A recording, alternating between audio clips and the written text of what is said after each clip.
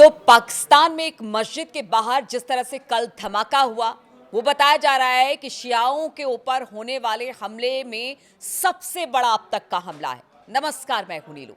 तो पाकिस्तान की राजधानी इस्लामाबाद में एक मस्जिद के बाहर बम धमाका होता है और इस धमाका जो होता है वो राजधानी के शहजाद टाउन के तरलाई इलाके में होता है। यहां पर इमाम बारगाह है और इसी के परिसर में यह धमाका हुआ।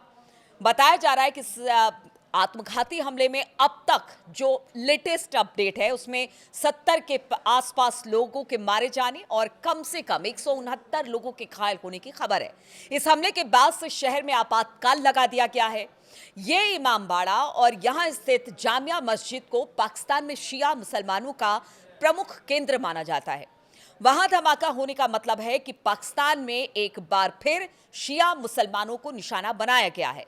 जिस देश की स्थापना दुनिया के एकमात्र मुस्लिम राष्ट्र के रूप में हुई थी, उस पाकिस्तान में शिया मुसलमानों पर हमला एक हैरान करने वाली बात है। और देखिए, अब तक किसी ने भी इस बम ब्लास्ट की जिम्मेदारी या फिर हमले की जिम्मेदारी नहीं ली है।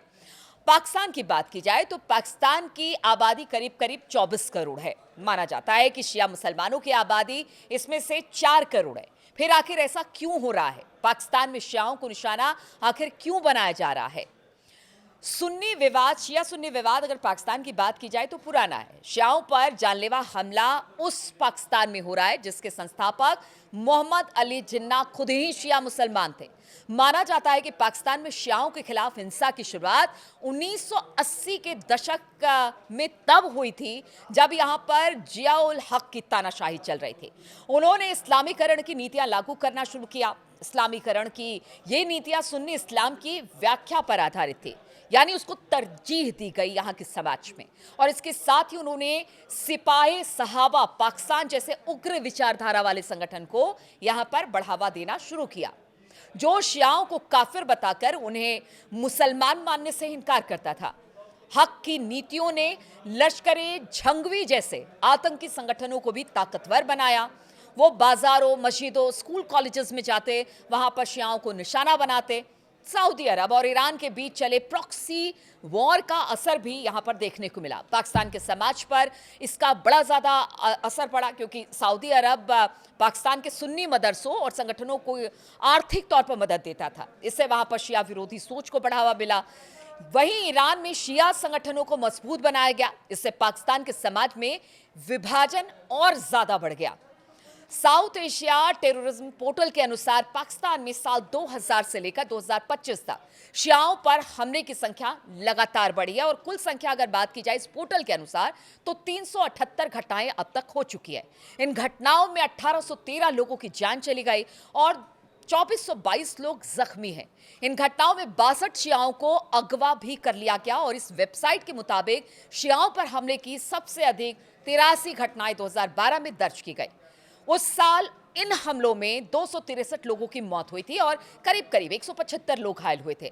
पाकिस्तान में शियाओं के खिलाफ हिंसा में किसी एक साल में मौत के सबसे अधिक मामले 2013 में सामने आए। उस साल 56 घटनाओं में 445 लोगों की मौत हुई तो 657 लोग जख्मी हुए।